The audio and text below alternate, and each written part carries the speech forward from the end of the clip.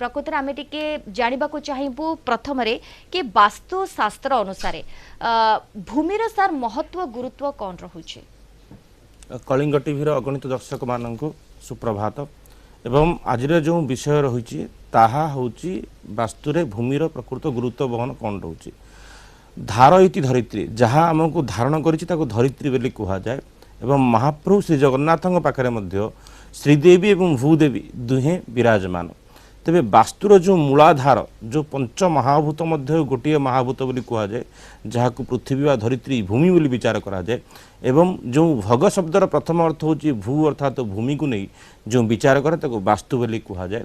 पूर्वर आम आलोचना करथिले एक विशेषतः भाव में गुरुत्वपूर्ण संतुलन को व्यवस्थापन को वास्तु बोली कहा जाए एवं व्यवस्थापना सहित संतुलन को वास्तुर उपयोगिता बोली मते विचार करा जाए। अनेक कथार गोटे कथा जेतेबेले पर्यंत भूमिर ऊर्जा एवं कस्मिक एनर्जी सहित गोटे एलाइनमेंट तैयारी हुए ताको वास्तु बोली कहा जाए। जो महादेवी जो कृपामयी मातृस्वरूपिणी आमको धारण करिसंती ताको केबे निंदिबा कथा नुह किंतु जदि आमे आम जीवन काल भितर भूमि को संतुलित करि पारिले ता ऊर्जा को निज भितर समाहित करि पारिले एवं से ऊर्जा को दैनिक जीवन व्यवहार करि पारिले ताहले आमे वास्तु द्वारा अनेक सुफल प्राप्त करि परिबा एवं जीवन में सफलता सुख शांति प्राप्त करि परिबा।